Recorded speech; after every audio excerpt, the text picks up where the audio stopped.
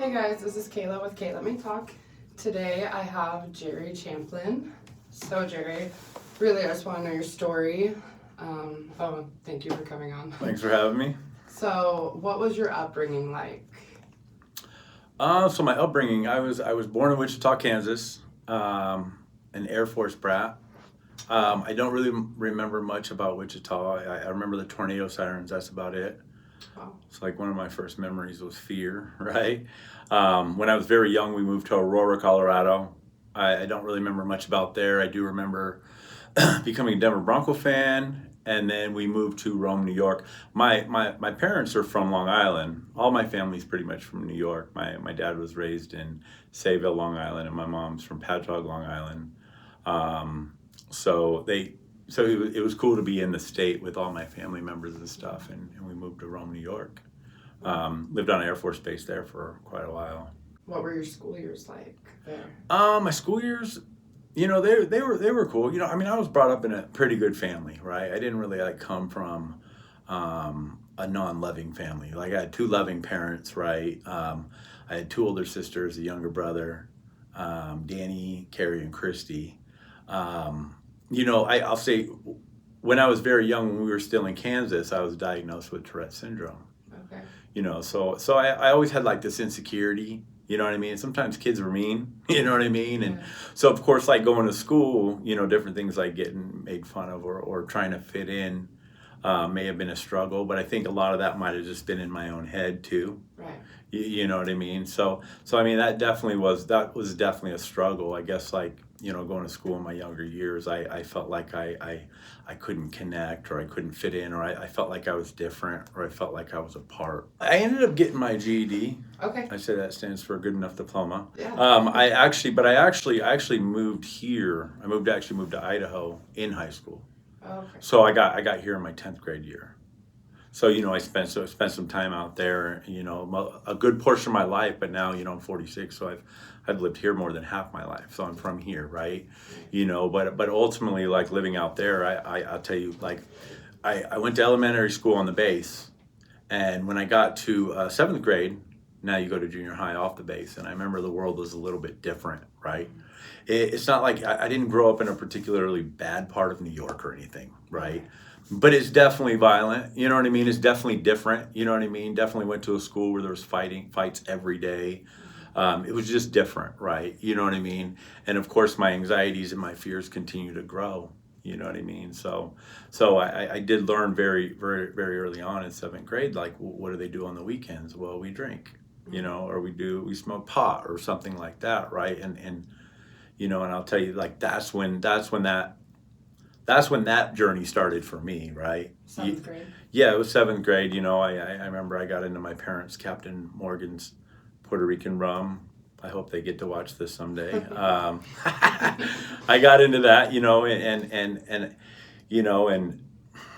I'll tell you this, like the first time I ever drank, like it was almost like all those fears were gone. My Tourette's was cured. You know what I'm saying? I became the best looking, you know what I mean? It was just like, it was almost like all that time that I had spent where I felt like I was having a hard time connecting with the world and being part of the world. It's just all of a sudden I just became part of the world. You know what I mean? So that was my first reaction to getting drunk. And of course then introduced to weed, and that was, a lot of laughing and stuff, and that was also another connection with people too, you know what I mean? So I did that often while I was out there, but not too crazy, right? Still show up to school. My mom actually one year, she was the computer lab lady, right? And I remember we had all gone out to, like, we called it Smoker's Corner, right? And we had these bottles of St. Ides, and we were drinking, and we didn't realize that the caps don't twist back on. So we didn't drink it all, and put it back in my backpack, and I'm walking down the hallway, and it's dripping alcohol down the back of my leg, And, so my mom being working in the school, I think I made up some lie or something, and she, of course, believed it. And, and I, of course, didn't pay any consequences for that, right? I grew up playing soccer, right? And I was pretty good at soccer. I was really good at soccer, and in 9th grade, my first soccer game, I broke my ankle, and it was a pretty bad break. And then, so I missed all of that. And then my dad got stationed because Griffiths Air Force Base, which was in Rome, New York, got closed down. So he got stationed in Mountain Home, Idaho. And I was just like, where the fuck is that, right? You know, and I remember being mad. I remember being mad, like, you're gonna take me away from my friends. There was always a roof over my head. Yeah. There was always like food at the table. There was always, you know what I mean? But I was this little rebellious and defiant kid that was just like, how dare you? You know what I mean? Right. And you know, so we moved to Mountain Home, you know, and then I missed tryouts for soccer there. But what I did find when I got to Mountain Home, you know, I felt like I had friends where I lived in Rome, New York, and I felt like I had to find those friends again. Yeah. You know what I mean? And of course I run into the people that I thought were like me, you know, and the introduction to some things out here, you know, drugs, alcohol, and stuff like that. And of course that kind of spiraled, you know. Some stuff happened on the Air Force Base and I got kicked off the base, you know. So my dad, being a loving dad, right, and wanted to keep the family together, you know, he said, okay, we're going to move to Boise, Idaho. And he's just going to drive every day to Mountain Home. That's what he did. Like, at the time, I didn't think anything of it. Yeah. At the time, I didn't think of how big of a deal that was, that a man would drive that long to work just to keep the family together. Yeah. You know what I mean? And so we came out here, went to Capitol High School. Of course, found the friends again, you know, and you know, and I'd get in a lot of trouble and stuff, and you know, I'd run away, drugs, alcohol, stuff like that, you know. And then when I was, I don't even know, I was in 11th grade for like the second time or something like that. I hanging out with some friends, and we wanted to go to Ontario, Oregon, for some girls, and I stole a car. And I got my first felony. In 11th grade? Yeah. Okay. It was my second 11th grade, right? So right, okay. I was 17 when I stole the car, and I was 18 when I got arrested. So I got arrested. They charged me grand theft. Wow. And I was given 5 years probation. Okay. You know, so like a little slap on the hand. I'd always get these slaps on the hand, you know what I mean? I never really like paid like big consequences. You know what I mean? And that was one of the examples of that, you know, and I got 5 years probation. The whole point was to move out to Idaho for 2 years and then go back east. That's what the plan was. So sometime in that mix, my parents moved back east, and they lived in Massachusetts, a little bit outside of Boston. And I stayed here because I had an opportunity to not live with my parents. Right. I had some we had a strict household, right? I was raised in a religious home. You know what I mean? And you know, my mom, like, trying to handle 4 kids, Yeah. you know, she was strict, right? And so when they moved out there, I had an opportunity to stay behind, you know. And of course, like, now that I'm not in my parents' house, that's when I'm really learning, like, to I guess I put myself in situations and positions to where I could drink and use more. Right. You know what I mean? And at the time, it was mostly, you know, weed, alcohol, acid, shrooms, and stuff like that. You know, there's definitely a progression to my alcoholism, right? Like, I go to Alcoholics Anonymous, I consider myself an alcoholic, right? But the thing is like, I do everything alcoholically. Yeah. And alcohol for me comes in the form of liquid, powder, needles, whatever you call it, right? You know what I mean? So I identify as an alcoholic, given that that's the 12-step program that I found. Yeah. You know, I think I was supposed to visit my parents during Christmas, and I asked my PO if I could just stay down there, and so I did stay down there because I wasn't doing anything, and I got involved with some people down there, and you know, I lived there for a little over a year, and I got hooked up in like that was back in like the ecstasy days, right? But the ecstasy was very heavy heroin based. Okay. You know, like we're talking, when that kicks in, if you don't throw up, it wasn't strong enough. You know what I mean? And Wow. and it got to a point where I was doing that. Like, I was doing it almost on a daily basis. It almost became like an antidepressant for me. You know what I mean?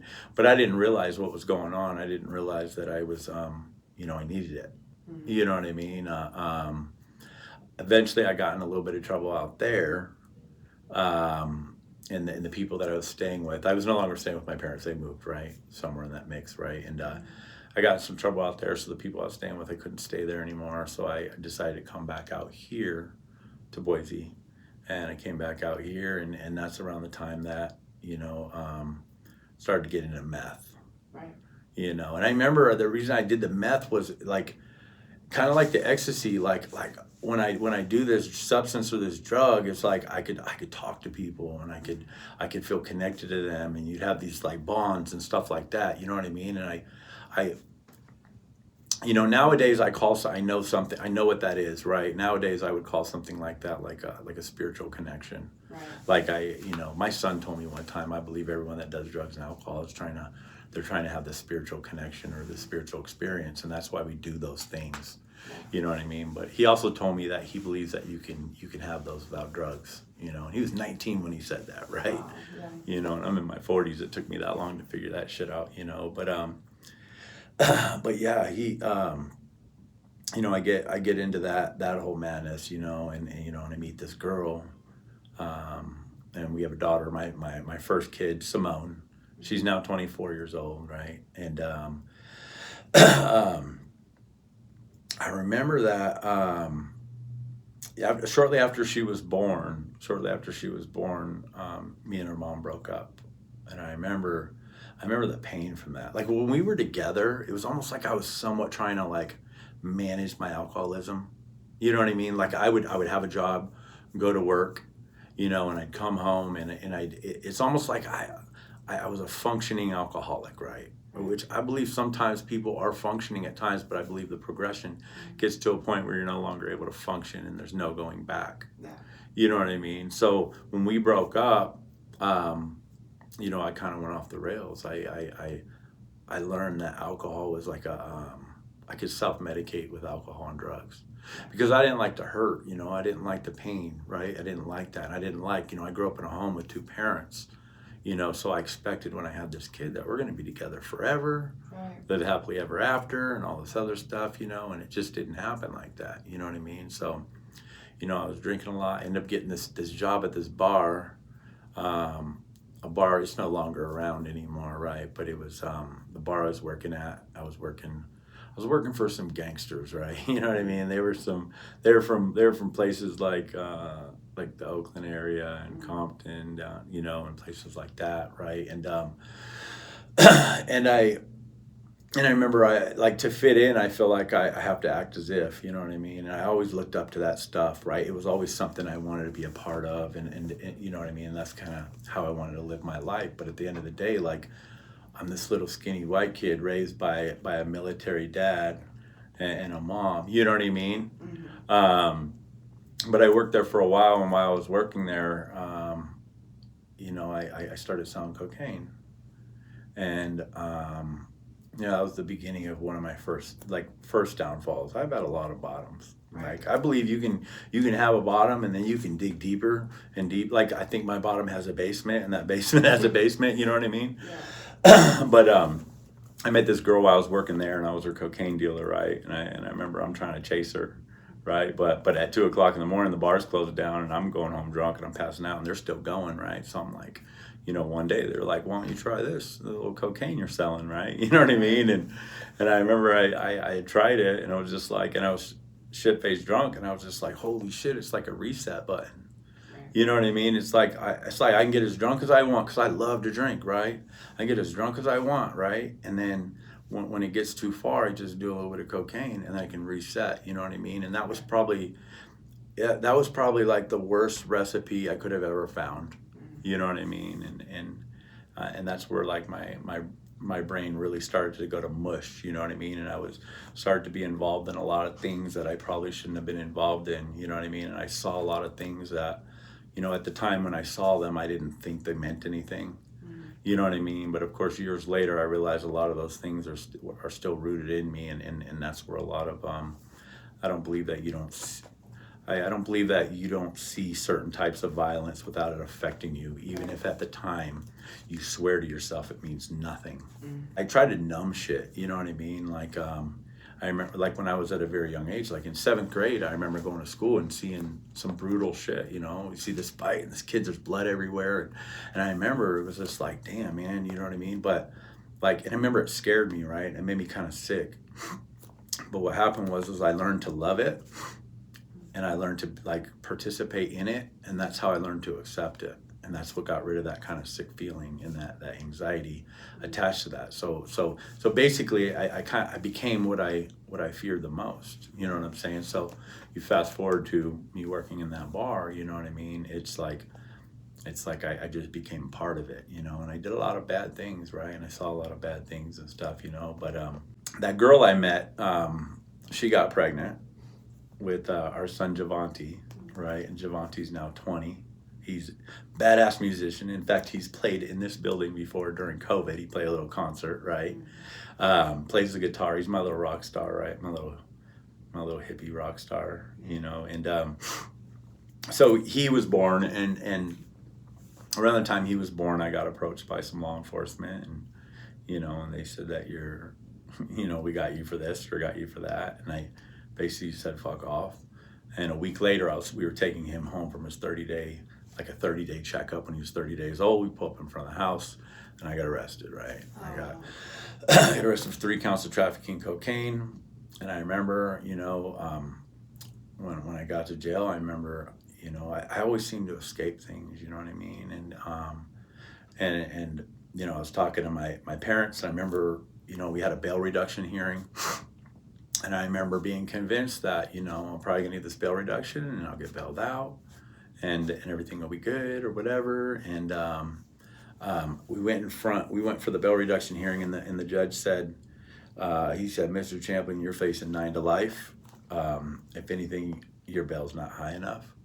Wow. And I went back to jail that day, and I was like, I saw the reality of my situation, you know what I mean? I really didn't know what I was up against in this situation, you know.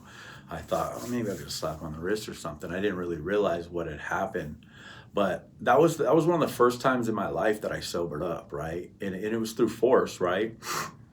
But I got to think a lot, right? You know, and I remember my girlfriend at the time, the mother of Javante, Andrea, I remember, this is back when you could have visits in Ada County Jail. Oh, yeah. And I remember she comes and visits me, and I'm a romantic person, so I thought that was the perfect setting to ask her to marry me, and you know, and I remember thinking to myself, I remember when I get out of here, like, I'm gonna get married, we're gonna raise our kid, and we're gonna live happily ever after, and I'm never getting loaded again. I'm not gonna drink again, I'm not gonna do drugs again. Like I loved it and I had a good time, but I felt like the gig was up. You know what I mean? I did not like the consequences that I was in, you know, and eventually I got out, and and we got married, but I didn't stay sober.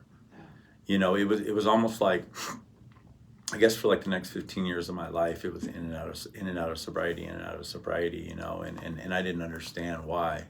I didn't understand that why I swore on everything that I was never getting loaded again, and I don't know why I found myself loaded again. You know, it starts off with like, I'll just drink on the weekend, right? I'm gonna drink this one time on the weekend, and then I'm like, I had such a good time, then I'm gonna do it next weekend, but then the weekends get longer because, you know, Saturday and Sunday becomes also Monday, Tuesday, Wednesday, Thursday, Friday, right?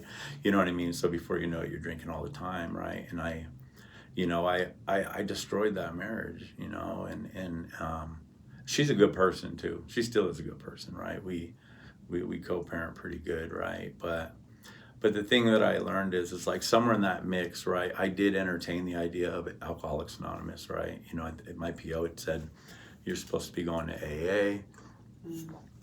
So I went to AA, right? And I got a sponsor, and I started working steps, right? But there was one thing I remember they said there's one thing that you need to change, and that's everything.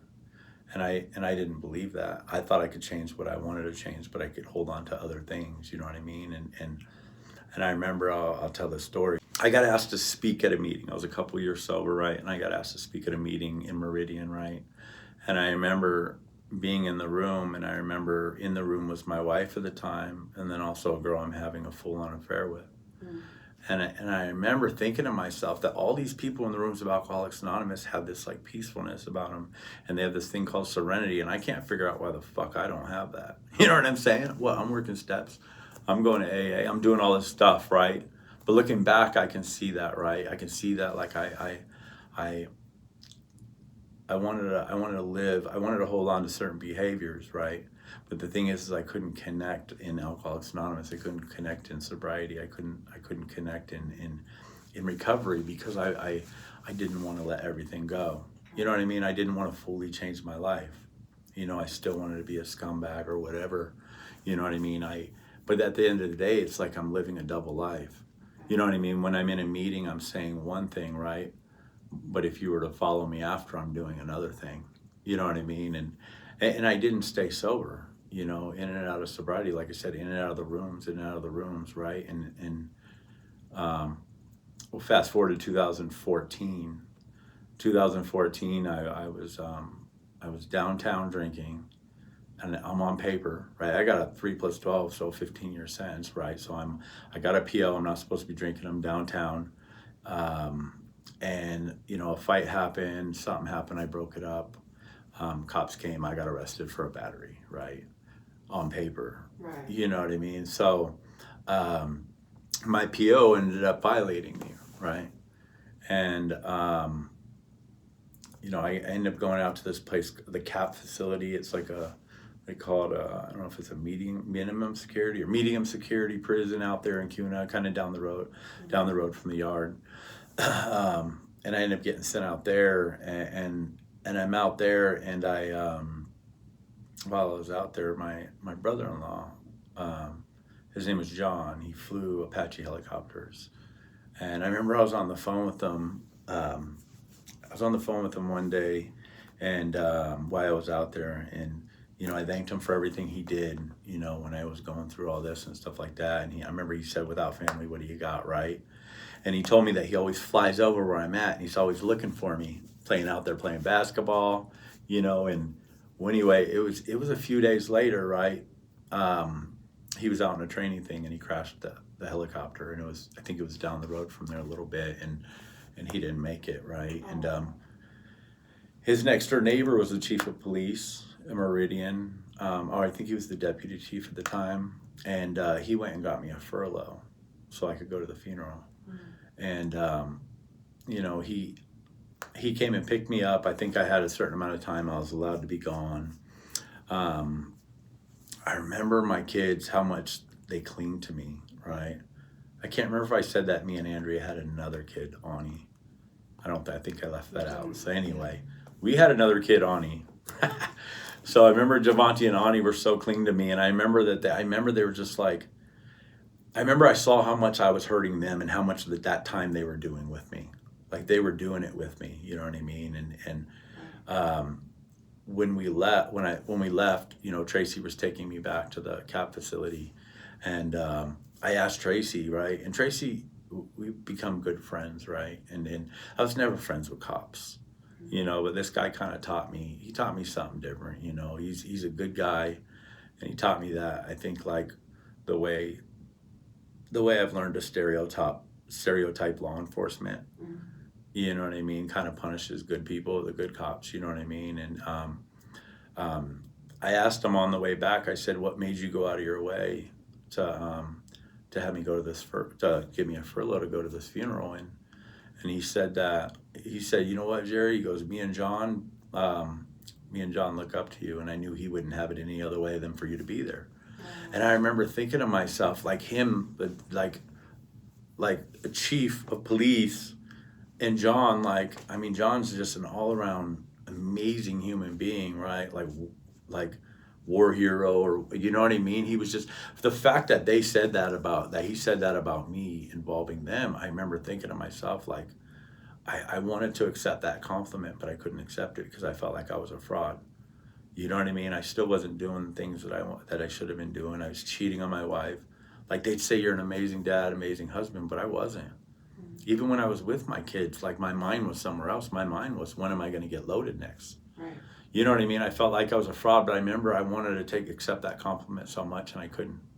You know what I mean? Anyway, he dropped me off, and I remember sitting in there, and I remember looking around at everybody, and I'm back in my greens, and I remember saying, like, how do I never come back to a place like this? You know what I mean? And you know, and I'd kind of committed, I'm gonna get out, and I'm gonna do right by my kids and my wife, and you know, and I got out, and I think the damage was already done, you know, and me and her decided to get a divorce, you know, and I jumped right back into another relationship. Because I'll tell you this, like the most scariest place for me at that time was like being in a bed by myself. Right. You know what I mean? Like being alone scared me. You know what I mean? I didn't realize why. It's because I'm not, you know, at the time I didn't realize why. Now I do, like, you know what I mean? Because I never treated that. I never treated the reason why I couldn't sit with myself. I didn't like myself. You know what I mean? So I jumped back into a relationship, and that was a roller coaster ride. You know, we're living together pretty quick. You know, I'm getting my kids, and they're staying over there. They basically got a stepmom just like that, you know. And for the next, you know, 4 or 5 years of my life, I learned what untreated alcoholism was. You know, I wasn't drinking, I wasn't using, but I'm in this relationship, and I mean, I was doing benzos, right? But as prescribed, you know what I mean? But the thing is like I remember if the stars align perfectly, then I can stay sober. That's how it was in my head. You know what I mean? As long as they align perfectly, then I can stay sober. As long as she treats me good, right? Because I did it without a higher power, right? She was my higher power. You know what I mean? At the end of the day, and that's a lot to put on another human being, like to put that much weight on somebody else that they are your God. You know, I didn't say it at the time, right? But looking back at it, I can see what it was. I stayed in that relationship, and you know, we had a lot of ups, right? But we had a lot of downs, right? You know, she had her deal, she had her problems, right? That I won't talk about, and I had my problems of untreated alcoholism. Towards the end of that relationship, I decided I'm a tattoo artist, right? You know that, but whoever watching this might not know that, right? That one of the guys that taught me how to tattoo, you know, he got out of jail. He wanted to close down his shop and open up a shop with me, and you know, and I told him, because he's an alcoholic too, right? And when he's the type of drinker that if he drinks and you're around him, everybody's going to jail. Yeah. You know, and I watched him, you know, I watched him have his struggles over the years. So I told him, okay, I'll open up this place with you, but you cannot drink. You have to be sober. You know, so we opened up this tattoo shop together, and it was cool, right? It was this big shop, and you know, we had people working for us. We had piercers and stuff like that, you know, and shortly after we opened the shop, you know, something happened. He drank.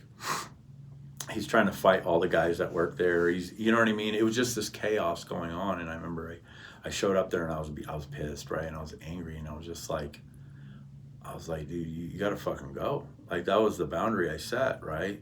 Like, and you know, and I remember he said, he was like, Jerry, he said, I just need a hug. Can I have a hug? So I gave him a hug, right? And it was like a half-ass hug because I was so pissed at him, right?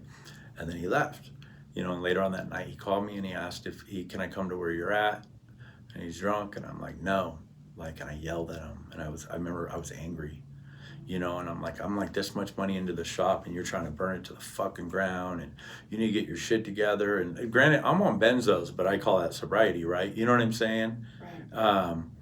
And you know, he went to a park, and you know, I don't know the whole story, but I do know that another man beat him to death in that park, you know, and a couple days, like a day or so later, I'm sitting there, and I learned to numb everything out, right? Like I had said, like I saw some shit working at that bar, and I've seen some shit in my lifetime, and I've seen some stuff, right? But I learned to numb stuff out, but I couldn't numb this one out, right?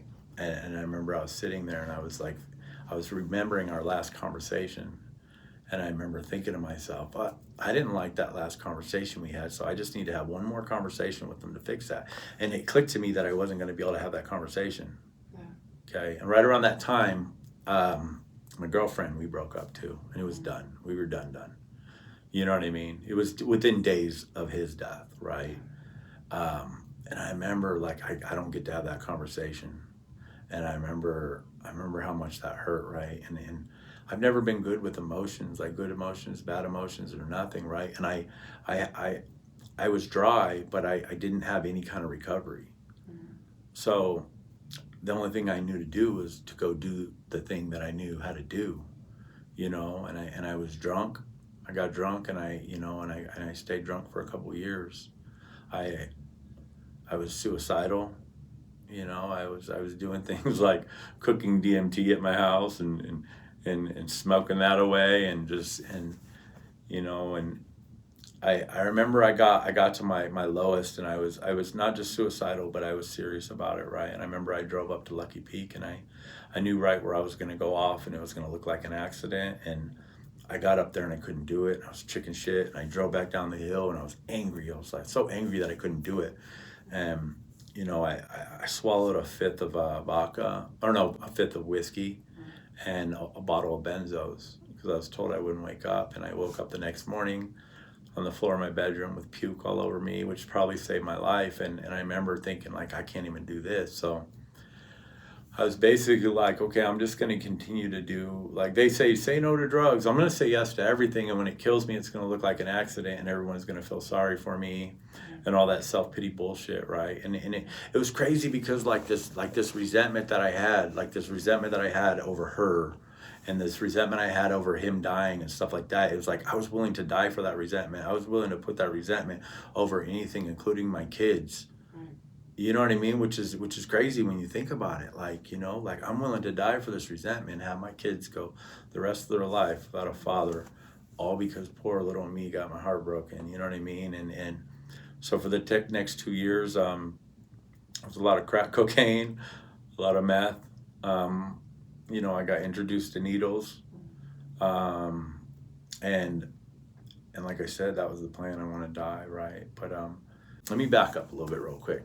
Simone, my daughter Simone, got word of what was going on, and she started coming over to my house every single day, and she would sit there with me, like, you know, she just wanted to be there, right? But I knew what she was doing. She was saving my life. She knew I wanted to die, right? And I would continue to drink. And she wanted, you know, of course, she wanted me to get sober. And, you know, there was even a time she took me to an AA meeting, one of the biggest AA meetings in this area, right? Dinglings, right? And I showed up shit-faced drunk, drinking in the back of the meeting under my COVID mask, you know, and she just wanted me to get sober, right? So she'd sit over there every single day with me while I drank, and I was angry. And somewhere in that mix, she left my house, and I guess she called her mom, and she said, you know, I can't do this anymore. I think this is the last time I'm ever going to see Dad alive, but I can't come back. You know, and I learned that story later after I got sober, right? And that kind of hit me hard, like, because here I am, I say, like, what's the one thing I love more than anything in this world? It's my children. But, you know, any person in recovery would tell me that I'm full of shit, because it's not true. Like, the first love of my life was the effects produced by drugs and alcohol. And for a very long time, the effects produced by drugs and alcohol loved me back, and we had a good time, right? But somewhere along those lines, like, that love, like, it stopped loving me back, right? And it's like I crossed an imaginary line, right? And I don't know when I crossed that, right? But for the longest time, I tried to uncross that line, and I couldn't uncross it. It was never going to love me back once it stopped working. You know what I mean? So, yes, I love my kids, right? But if you look at it on paper, you know, I always put drugs and alcohol before them. You know what I mean? And yeah, when my daughter left and she called her mom and said that, like, I just went on with my life. I just went on just doing drugs and drinking, you know what I mean? It was a little while after that. It was like a year or two after that before I actually got sober. But it was December 17th. Well, actually, like a week before December 17th. Okay. For one, like I was telling you before, like, this apartment complex to my right, I smoked a lot of meth in. The bar across the street right here is where I basically lived. I got in a fight at that bar. You know, there's two versions of the story. There's my version, and then there's the camera's version, right? You know what I mean? But the owner of this bar, you know, he had sent me a message, and it was like one of the nicest 86s ever. Like, you know, and it really was. It came from a place that he cared about me, right? And he thinks I'm a good guy, but he just can't continue to help me do what I'm trying to do to myself. You know what I mean? And so I have a broken hand from the fight, because apparently I don't know how to punch. And I remember, like, for the first time in my life, being embarrassed that I broke my hand in a bar fight. Like I didn't want to tell my kids that, you know what I mean? And it was almost like everything was spiraling down, and like I'm doing all these drugs and I'm drinking, but it's never gonna kill me almost. It's like a slow, painful death. I think I've been up for 6 days. I called Simone and I told her, I said, I think I'm done. And the reason I called her was because once I call her, I can't change my mind. And I told her that. She was like, she was all for it. And, I think I went to sleep, that night or a night later, I don't know. I'd stay up for like 6-7 nights at a time. And I went to sleep and I woke up and my ex-wife called. And I remember it was like when I smoked crack, I always lose my voice, right? So I'd always lie to her, and I always be like, "Oh, I almost got COVID again," you know what I mean, or whatever. But I just told her everything. She goes, "Well, what is wrong with your voice?" And I was like, and I just told her everything, right? And I was like, "Listen, and she has a good relationship with my parents, and she's, they're kind of like her parents, you know what I mean, and I told her, look, I can't do this anymore. I'm looking to get into some kind of rehab or something. I was like, normally I detox in Ada County Jail, but like maybe I should detox somewhere else this time. I'm looking to get in somewhere and I'm on it, right? And I go, but don't say anything to my parents yet, right? Just let me get this part figured out and then I'll tell my parents. And she's like, okay. We got off the phone. It was minutes later, my dad called. Hey, I'm coming to get you. We need to talk. You know what I mean? I wasn't mad at her, right? But my dad picked me up, and I look bad. I look bad. Crack cocaine, it's a hell of a drug, right? My dad took me to the Allenbaugh house where I detoxed. But while I was in there, I got hooked up with a program called Project Hope, and they were going to fund me to go to the Walker Center for 2 months, right? I detoxed for 6 days. I got out on a Thursday at 2:00. I had to check into the Walker Center on Friday at 2:00. So I had 24 hours to get my affairs in order. I had laundry that needed to be done. And my crack dealer had a really good washer and dryer. Yeah. So I'm gonna go do my laundry over there, right? And it was about 11 o'clock at night. We were doing ketamine, and we were like, let's shoot it up, right? So she shoot me up with ketamine, and I remember I still wanted to die, right? And I remember it was about every 45 minutes I was like, hey, put a little bit more in this time. And I knew one of these was going to kill me, right? And I think it was like 8 o'clock in the morning. She hit me, and I guess I went out, right? I stopped breathing, and her and her girlfriend were able to bring me back, right? You know what I mean? But I remember thinking to myself, like, I wanted to die, but now all of a sudden I'm not so sure if I want to die anymore. Like, and most of it because I was thinking about my kids. I was just like, do I really want to put my kids through that, like losing their dad? And I had like this regret. So it was almost like when I came back from that, it was almost like, fuck, what do I do? Like, I've been wanting to die this whole time, and now I'm not so sure. But I don't want to go on. I don't want to go on getting loaded anymore. But I don't want to be sober either, because sobriety fucking sucked. I ended up going to the Walker Center. After about a month, I remember I got my 30-day chip. And then I got COVID, and they put me in a hotel for 5 days to quarantine. And the lady that dropped me off from the Walker Center, she said, "You're good, right?" And I go, "Absolutely," and I meant it. Yeah. I'm going to quarantine for 5 days. I'm going to come back, finish this program. I'm going to go on with my life, and I meant it, And within 24 hours, I found the dive bar down the road. I even found the cocaine dealer in town. And I don't know all what happened, but the next day I woke up somewhere else, like not at the hotel. It was actually at my buddy's house, him and his girlfriend's house. I guess they had got called to come rescue me because they lived out that way. And there was cops involved. I still don't know the story about that.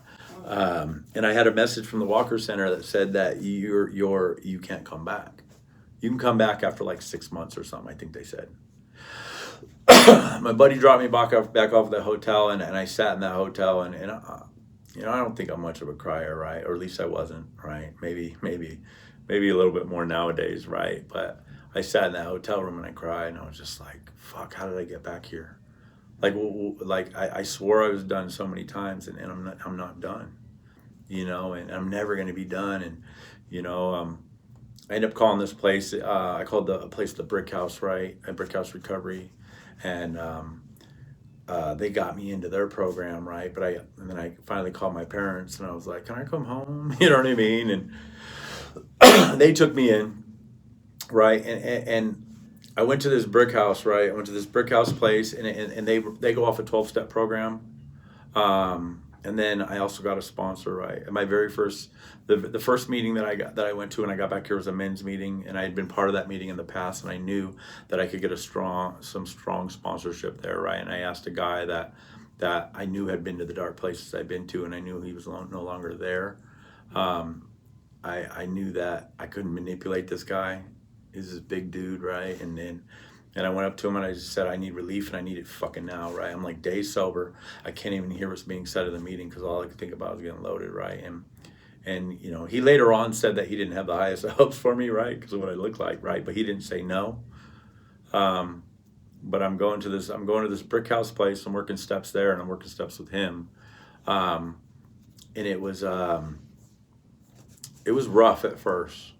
Because like I said, that obsession was very overwhelming, right? But I knew that if I got loaded, what am I going to do? Be homeless? You know, my parents are going to kick me out. And it's just like, I can go to my dealer's house probably, but is that really what I want to do? You know, so it was like I didn't know what to do, right? So it was almost like I was doing the steps because I ran out of all other options. I remember when I very first came to AA, I remember they pointed out to me the bottom of page 25 in the literature. It says, if you have this thing that we have, you have two options. You can go on to the bitter end, blotting out the consciousness of your intolerable situation the best you can, or you can accept spiritual help. And I remember thinking for the longest time, like, those aren't my only two options, really. Like, I just need to make more money. I need a hot girlfriend. I need something, right? You know what I mean? Those aren't my only two options. But when I came back, like, I realized, like, fuck, those are my only two options, right? But I always struggle with this God thing and this spiritual thing, right? You know what I mean? If I can't believe it to be true in my heart, then I'm not going to say I do, right? But I struggle with that, right? And I also, this treatment center I was at was a faith-based treatment center, right? So it was almost like challenge accepted, motherfucker, right? You know what I mean? But the thing is like I had no other options but to work steps, you know. So I'm working steps with my sponsor. I'm working steps with them. I'm on this like steps 2 and 3, right? And this is where it comes into like this whole God thing, right? And this is the part I've always struggled with. The first meeting I went to in Meridian, it was probably like my second meeting since I've been back, right? I walk in the meeting and there's this guy sitting in the meeting and he's sitting across from me and he's like, hey, how you doing? He's all happy and I remember he was being so fucking angry, like, how dare you be happy? Like, don't you know what I'm going through? Mm-hmm. You know, and there's two versions of the story. You know, there's my version, which I said, when he said that, in my head, I said, don't talk to me, you old motherfucker. But his version's that I said it out loud, right? Yeah.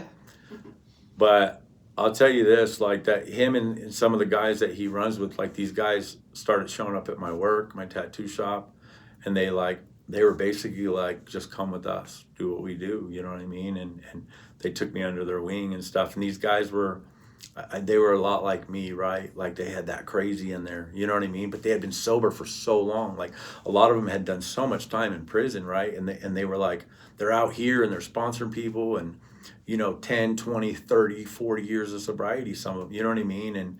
And then they took me under their wing. I was going out to a concert in Emma, Idaho to meet some of these guys that I'm talking about, right? And I'm on steps 2 and 3, this God thing, right?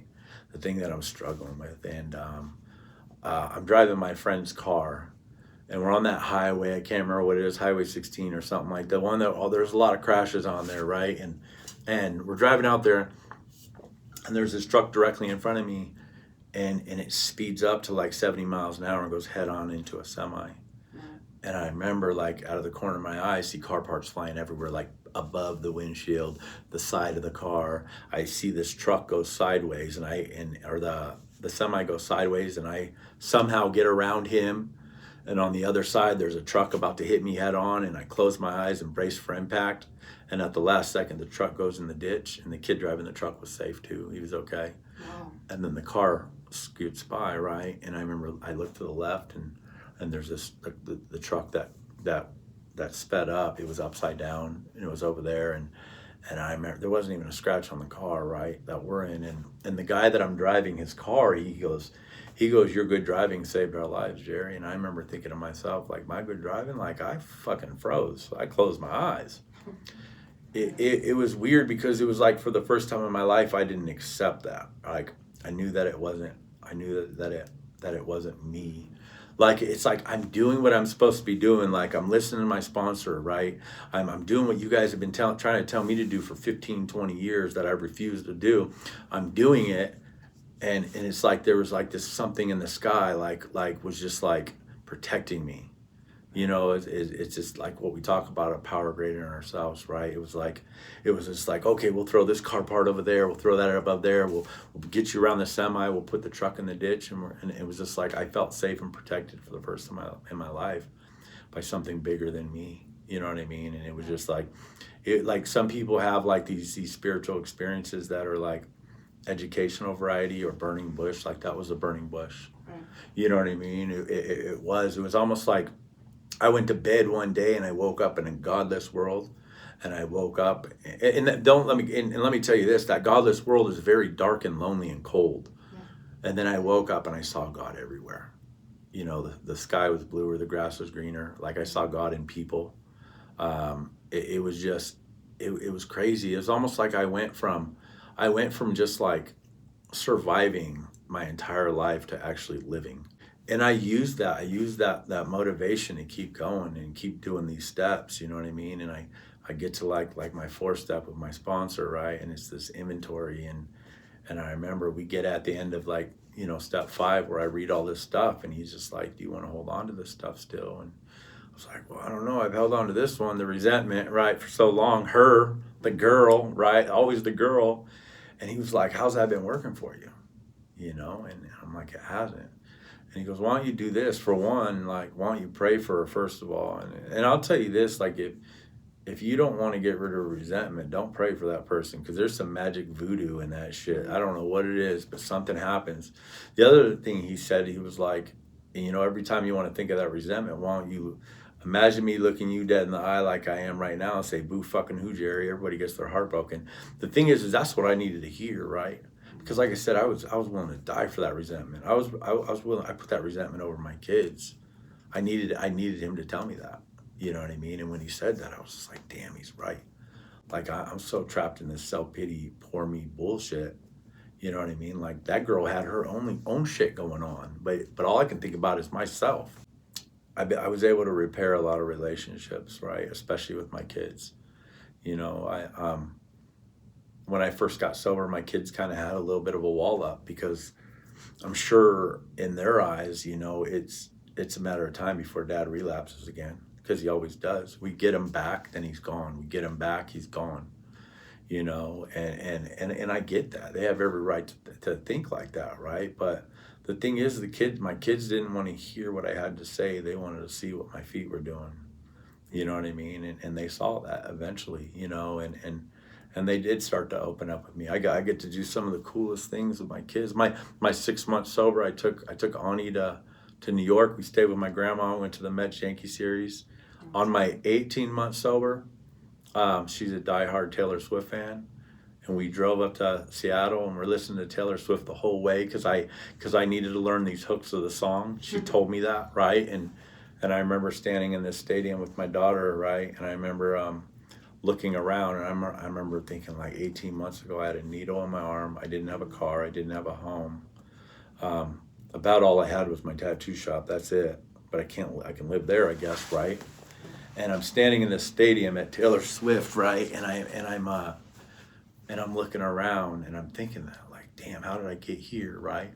And I see the lights and the energy in the stadium, and I'm looking at this beautiful little thing next to me singing. She's singing. She's singing with her arms. She's in a little pink outfit, cowgirl boots, and I'm in my pink shirt, my pink Jordans, because she picked my outfit out, right? And I remember thinking to myself, I started to feel emotional, right? But I was like, I'm not going to be one of those crying dads on TikTok, so I had to, like, get it together, you know what I mean? And but I remember thinking to myself, like, that energy that I felt in that moment, like, if that's not God, then I don't know what is.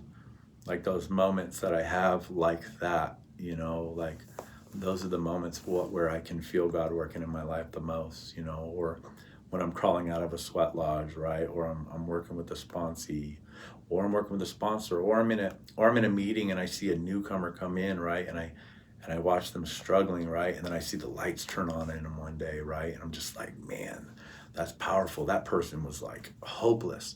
They went from hopeless to all of a sudden just like loving life and killing it at life, you know what I mean? And it's powerful stuff, you know what I mean?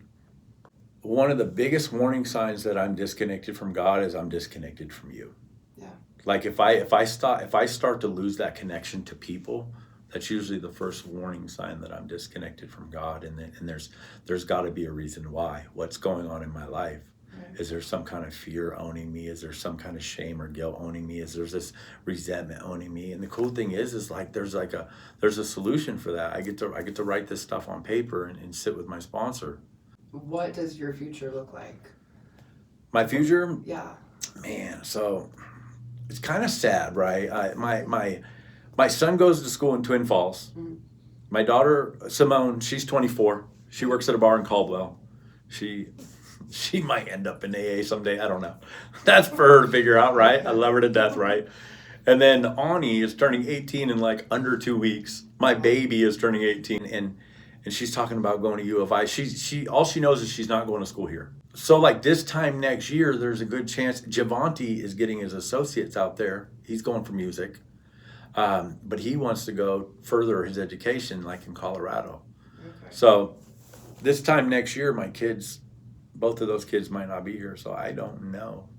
You know, at first I had talked about moving, going somewhere else and starting over, but I don't know if I want to do that either. You know, I'm not sure. So, you know, my future, I guess, just looks like, I do know this, like I do know that there's a reason why I survived all the things I've survived, right? I left a lot of stuff out of the story, and there's been some near-death experiences more than just the ketamine, right? You know what I mean? I have survived some stuff, like somebody will run a stoplight and boom, somebody's dead just like that. And here I was trying to kill myself for so many years, and I'm alive, right? There's a reason why I survived those things, and it's because my experience can benefit others. Like I got a friend, Woody, that would say, he's like, you fucking owe, right? Because the rooms of Alcoholics Anonymous saved my life. The people in there, they saved my life even when I didn't want my life saved. Even when I was resistant and I was like, fuck you. Like they didn't care. Like they saw a man that was in a dark place and they knew that I didn't have to live there anymore. So I owe it to the other people. I owe it to the next person that walks in that room and looks like he's in that dark place and he's like, fuck you. I owe it to those people. So, you know, right now what my life looks like is I go to a lot of meetings, right? And I'm very active in Alcoholics Anonymous. I'm active in the Fellowship of Alcoholics Anonymous. I'm active in the program of Alcoholics Anonymous, which involves me and my sponsor and my sponsees and stuff like that. So, you know, sometimes I just put one foot in front of the other, and you know, I'm just like, who am I tattooing today at work? And then when I get done, what meeting am I going to, right? And I love my life, you know. I don't know what my future looks like as far as where I'm going to end up, but I do know for now, it's taught me to live one day at a time. So public, there's no fucking privacy. If I don't talk about it, then I carry a date. A 08-10-08, then now it's been changed. And when they put me in some box, it's the same that I never was. It's the false prophet that never came.